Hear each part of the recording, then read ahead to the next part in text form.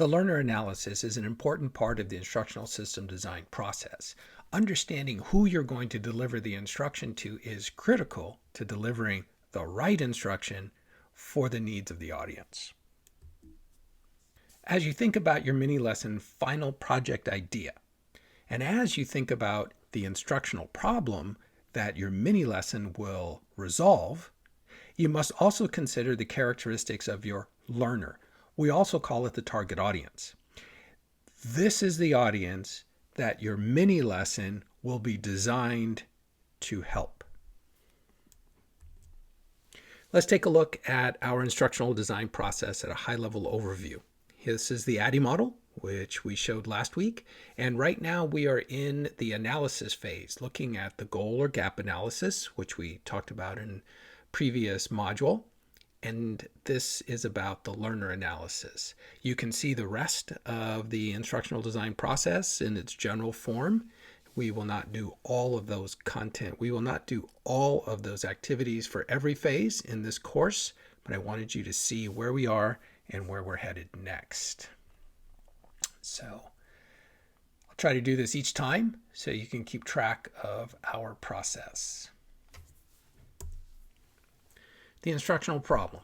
Remember last week, we learned that instructional design problems are identified by either poor human performance or deficiency in knowledge or attitude.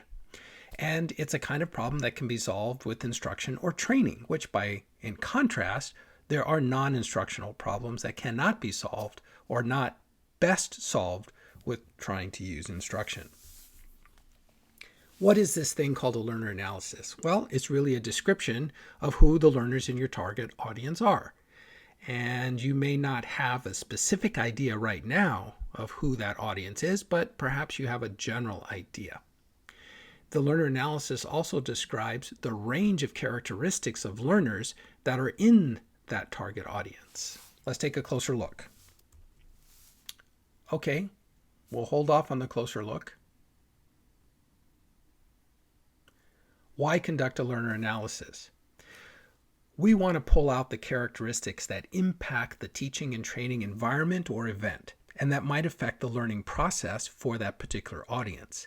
What we're looking for are the personality traits, the cognitive traits, the habits, the qualities, the quirks. What are their strengths and weaknesses? What are the unique aspects of their maturity? Are they little kids? Are they adult learners? Are they adult learners with special needs? Are they adults who are rocket scientists or astronauts? Or are they truck drivers? Or do they work for PG&E? Do they do manual labor? Do they sit at a desk? All of these are characteristics of the person that we need to know about before we design the training and instruction for them. This will help improve the impact of the instructional design that you are going to work out so that your audience actually learns something. Here's a description of what some of those characteristics are. Entry-level behaviors. What do they come into the training with? Prior knowledge. What is it that they already know by the time they show up to your training and your instructional event? What is their attitude towards the content? So, for example, in training, is it mandatory and they don't really want to be there? Or is it an elective kind of an event and they're really excited about participating? This will affect their attitude coming into the classroom, and you will need to accommodate that or figure it out or work with it in some way in the design phase and if you were actually going to deliver the instruction. What is their academic motivation? Is it part of a degree program, or is it just an elective course that they're choosing to take? Do they have personal motivations to guide them, to motivate them? Those could be very important. Does it help them accomplish something? Could it be part of their bucket list? Who knows? But these are ways to consider characteristics of your audience so that when you design instruction, are you accounting for a physical ability? Are there any limitations that members of your audience might have coming through the door? And if so, how would you accommodate that? What are their educational achievements and ability levels? Do they have certifications? Do they come in at a higher level of knowledge in areas than you might have? That could be part of what you have to consider. You might know something or learn something about their learning preferences. Do they have particular kinds of ways that they like to learn, or the way they interact with instructional materials or group projects or group processes. The dynamic of the group could be critically important as well. What are the characteristics of that group that you might have to account for when they're all together? Whereas individuals might be one thing, a class full of seventh graders is different. A class full of seventh graders in the room next door is totally different than the one that might be in yours. The group of learners and trainees that might be in your training space, because of who they are as a group, might affect how that audience goes, how the training in the room goes. What interpersonal skills are they capable of handling? So working with third graders is a lot different than working with college students. Well, maybe not. So how do you analyze these learners? You can conduct surveys or questionnaires. You can have them submit them. There's many ways to do this online. Google Forms is an easy opportunity to survey your audience to figure out what some of their characteristics are.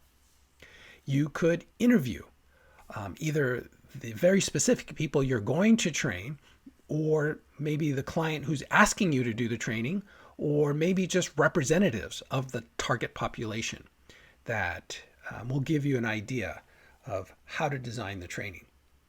What standards for performance? So what if you're doing certification training? Do you know what the standards are for your field? If you're a K-12 teacher, you've got Common Core state standards to work with for standards of performance that your audience will need to meet. Maybe you could observe them in what they are doing and the work that they're doing to see how you might create instruction to help them. Maybe you solicit advice from them or from others in their group by creating a suggestion box. Maybe there's data that already exists, such as grades and exam results, certification results. Maybe they did entry tests to get into their job. Performance reviews, if you are working at an HR level, this might be very helpful. There are personnel records, if you had the privilege of looking at those, to give you a clue as to who these learners are. What is their characteristics, profiles, backgrounds, professional experiences, academic degrees, and whatnot. Maybe there's something written in a company newsletter that tells you about this audience or individuals in it. How do you even use this learner data? It has an impact on what you are doing. So in the left-hand column, we have categories and descriptions of what areas of your design and development might be affected by certain characteristics of the audience. So let's take the first one. The pace of instruction that you decide is best is in part determined by the ability of your audience to cognitively process the information that you are delivering. Are they operating at a high enough cognitive level and pacing fast? Are they thinking fast enough for the pace that you are designing? Or you can flip this around. When you know something about your audience, if they have low cognitive ability versus high cognitive ability, so rocket scientists and astronauts typically have high cognitive ability. You can talk very fast and move very quickly through instructions and don't have to give lots of details. Well, the same is not true for a group of high school students that are learning woodshop skills, or they're learning how to write, do a presentation for the first time. Moving on, what is the focus of attention? When you are trying to grab your audience's attention, you need to understand what is their level of motivation for being there. We referenced that in the previous slide. But here's a new concept for you, or perhaps a new concept. It's called locus of control. Who does your learner believe is in control of their learning? Is it an internal locus of control, so they are self-directed, or are they motivated by an external locus of control? That means they give control of the learning over to the instructor or the trainer and must depend on the instructor or the trainer to guide them through everything they're doing. That's called external or extrinsic motivation. The context of instruction could be affected by the instructional strategies that you choose to use. There's a wide variety of instructional strategies. We'll get into those a little bit later in the course. So right now, what is this? We're doing an instructional strategy, which is a lecture presentation. It does not involve your hands-on interaction with the content. It simply requires you to listen to this video recording. But there are many ways to teach this content and for you to interact with it and for your learners to do so. Regarding media, what do you know about your audience's visual literacy ability? Can they read and interpret visual signs and symbols? Do they know how to operate a slide presentation? Do they understand how to analyze video? Do they know how to listen to audio? Is that a possibility? What if you're designing for an online class like the one we're in? This requires a high level of media and digital tools. Understanding how the learner control. Where do they perceive and how this comes back to the locus of control. As you try to move them through the learning experience, what kinds of motivational strategies do you need? What do you know from the data that you've collected on the learners about their cognitive processing and how you would guide them through the learning process? It also continues to address the locus of control, which is somewhat important. We're not going to dive into that particular psychological aspect in this course, but if you have got a minute to look it up, it will give you a unique insight into your potential audience. More implications for the instructional design. Knowing who your learners are by conducting the learner analysis will help you select appropriate instructional strategies for your audience.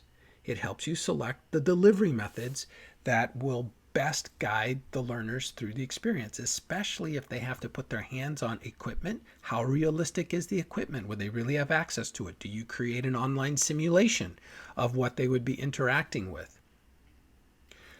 Does your audience respond better to group or individual presentation of information? Do they like group work? Do they like working on their own? Oh, that's also related to the self-directed versus the instructor-directed. So self-directed learning is a little bit about what this online course is about, and then to some extent, like this presentation, this is instructor-directed.